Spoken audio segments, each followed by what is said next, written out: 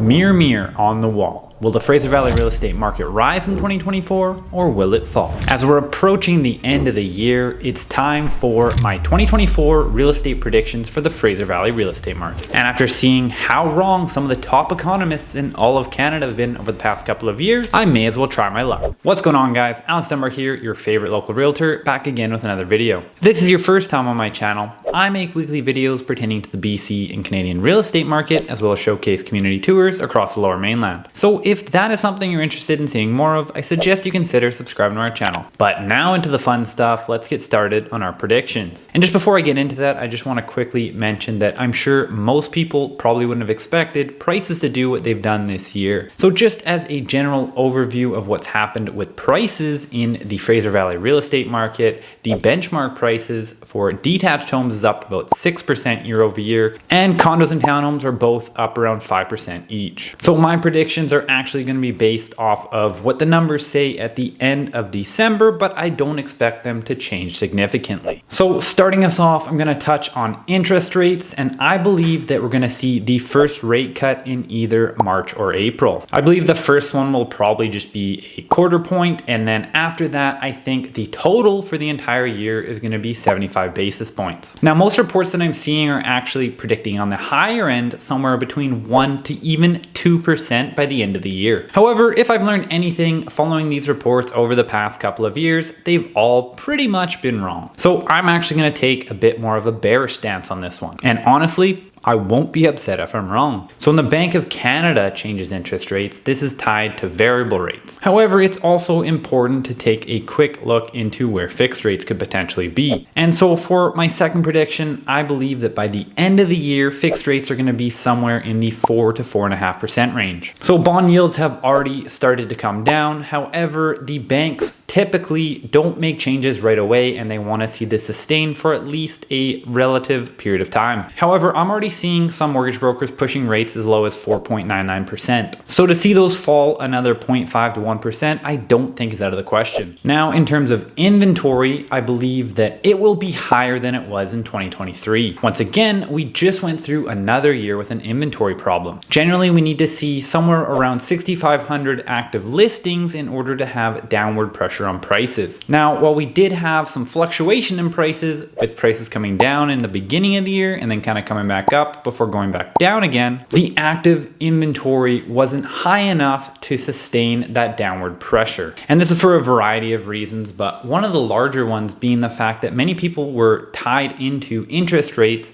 in the home that they were currently living in, and they didn't want to break those in order to purchase something else because they'd be looking at a much higher interest rate. However, many of these people are probably coming to the end of their terms, and now it may be a feasible option for them, especially if we do see any sort of relative decrease in interest rates overall. However, even though I think that we will see a greater number of listings this year, I think that we're also going to see more sales. And so that is prediction number 4, that we're going to see more sales than last year. Now, sales volumes were down a decent amount this year, so this probably won't be surprising. Now, I'm going to keep this one simple, and I'm not going to go out and try and say exactly how many sales are going to occur, just the fact that there will be more than there were this year. And I'm sure you've heard this over and over again, but there is a ton of pent-up demand. And this was due to several reasons. Some people could no longer afford with the new higher interest rates. Others were just fearful because of the uncertainty of the market. And then you had people who wanted to move, but it just didn't make sense for them, or the product that they were looking for just wasn't out there. So for these reasons, again, I believe that sales will be up. Now, moving on to my 5th prediction, it's going to be on rental prices. Now, please, quick disclaimer, I do not help with finding rental properties. However, I do want to make a quick prediction here. So I do believe that there will be a slight increase in rental prices by the end of the year. Now, part of the reason for that is that we're actually seeing rental prices slide slightly downwards at this point in time. I believe it's been 3 months in a row that we've seen them come down. And more likely than not, we'll probably see a 4th month in a row in December where prices come down yet again. However, over the past several months, what I've been seeing is more and more investors selling off their properties because the numbers no longer make sense at the current interest rates. And so what does this mean? Well, that means there is a decrease in the supply of rental inventory on the market. So I believe this will probably continue for the next couple of months, and it will end up pushing rental prices higher. Now, the government went out and implemented some new policies to try and prevent people from having Airbnbs unless it's in their primary residence. And their thought is that this is going to increase the number of rentals available on the market, which should help keep prices lower. But I think it's going to do the exact opposite. I think many of these people will actually probably just sell off those units, which again